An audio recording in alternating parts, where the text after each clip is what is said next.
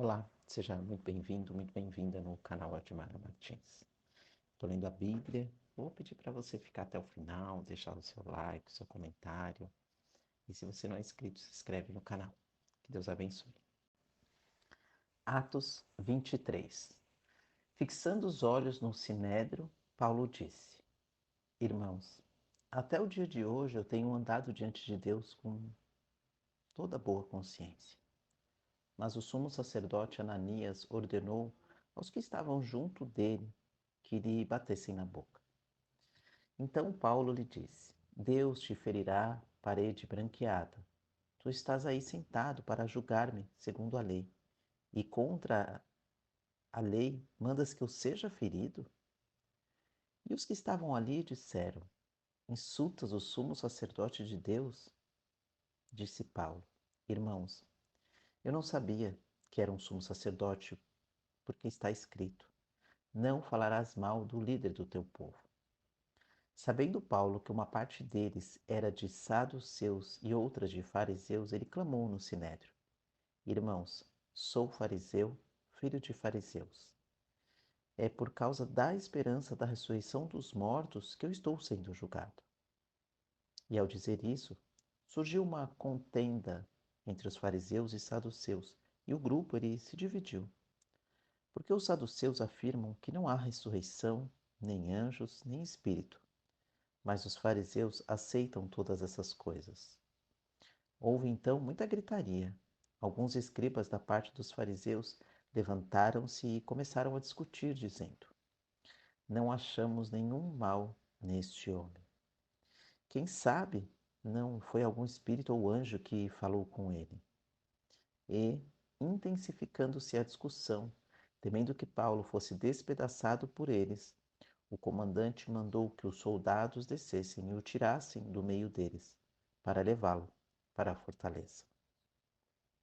Na noite seguinte, o Senhor lhe apareceu e disse: Sê corajoso. Como deste testemunho de mim em Jerusalém, assim é necessário que o des também em Roma. A conspiração dos judeus contra Paulo. Quando já era dia, os judeus se reuniram e juraram sob pena de maldição que não comeriam nem beberiam enquanto não matassem Paulo. Eram mais de 40 os que fizeram essa conspiração. E foram até os principais sacerdotes e líderes religiosos e disseram: Fizemos um juramento, sob pena de maldição, de não provarmos coisa alguma até que matemos Paulo. Agora, pois, juntamente com o sinédrio, solicitai ao comandante que o mande descer perante vós, como se fosseis investigar com maior precisão a sua causa. Estamos prontos para matá-lo antes que ele chegue. Mas o sobrinho de Paulo, filho de sua irmã, ficou sabendo da cilada. Foi à fortaleza, entrou e avisou Paulo. Então Paulo, chamando dos centuriões, disse: Leve este moço ao comandante, porque ele tem algo a lhe comunicar. Ele o tomou, levou-o ao comandante e disse: O prisioneiro Pedro me chamou e pediu que trouxesse à tua presença este moço, que tem alguma coisa para dizer-te. E o comandante tomou-o pela mão e, levando à parte, perguntou-lhe: O que tens para dizer-me? E ele disse: Os judeus combinaram solicitar-te que amanhã mandes Paulo descer ao sinédrio, fingindo ter de investigar com maior precisão o caso dele. Não te deixes convencer por eles, porque há mais de 40 deles à espreita contra Paulo. E eles juraram, sob pena de maldição, não comer nem beber até que o matem. E agora eles estão preparados, aguardando a tua palavra de confirmação. Então o comandante mandou o moço sair, ordenando que a ninguém dissesse que lhe havia contado aquilo.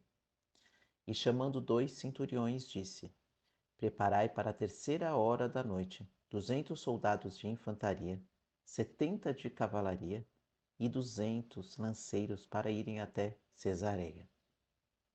E ordenou que preparassem montarias para Paulo, a fim de o levarem a salvo até o governador Félix. E escreveu-lhe uma carta, nestes termos: Cláudio Licias, ao excelentíssimo governador Félix, saudações. Este homem foi preso pelos judeus e estava a ponto de ser morto por eles quando interferi com a tropa e o livrei, ao saber que era cidadão romano. Querendo saber o motivo da acusação, levei-o ao sinédrio deles. Eu achei que ele estava sendo acusado por questões da lei deles, mas que não havia nada digno de morte ou de prisão. Quando fui informado de que havia uma conspiração contra o homem, logo o enviei a ti, intimando também aos acusadores que apresentem o caso contra ele diante de ti. E tomando a Paulo, conforme lhes fora ordenado, os soldados levaram de noite a Antípatre. Mas, no dia seguinte, deixaram os da cavalaria seguir com ele e voltaram à fortaleza. E estes, logo os que chegaram a Cesareia, entregaram a carta ao governador e apresentaram-lhe Paulo. Tendo lido a carta, o governador perguntou de que província ele era. Ao saber que Paulo era da Cilícia, disse: Vou ouvir-te quando os teus acusadores chegarem também. E mandou que ficasse preso no palácio de Herodes. Atos 24. Paulo perante o tribunal do governador Félix. 5 dias depois, o sumo sacerdote Ananias desceu até Cesareia com alguns líderes religiosos e certo Tértulo, que era advogado, e apresentaram ao governador a acusação contra Paulo. Depois de chamarem Paulo, Tértulo começou a acusação, dizendo: Experimentamos muita paz e por tua providência reformas são continuamente feitas nesta nação. Em tudo, em todo lugar, nós o reconhecemos com toda a gratidão, ó excelentíssimo Félix.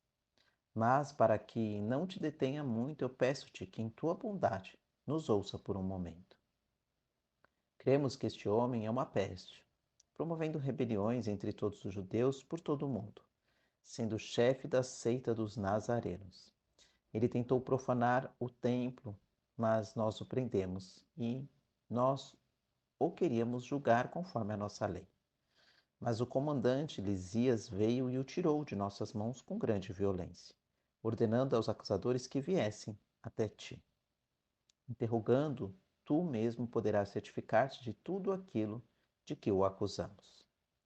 Os judeus também concordaram na acusação, alegando que essas coisas eram assim. E quando o governador lhe fez sinal para que falasse, Paulo respondeu: Ciente de que há muitos anos és juiz sobre esta nação, com bom ânimo faço a minha defesa.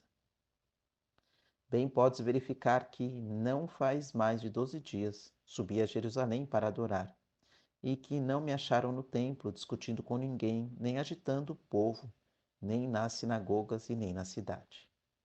Nem mesmo podem provar diante de ti as coisas de que agora me acusam.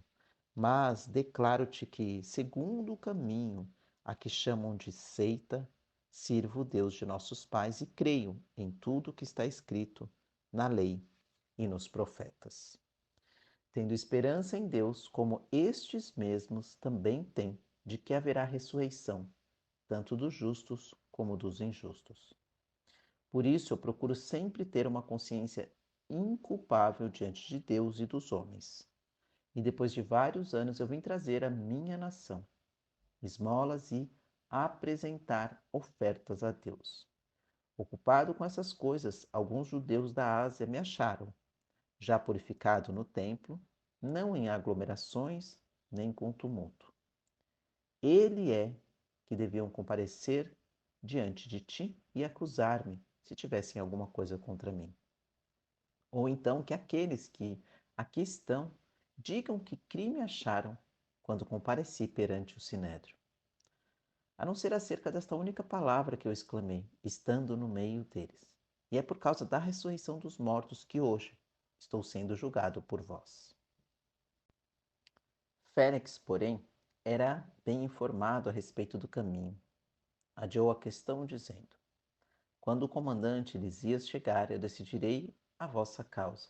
E ordenou ao centurião que Paulo ficasse detido, mas fosse tratado com brandura, permitindo que seus amigos o servissem.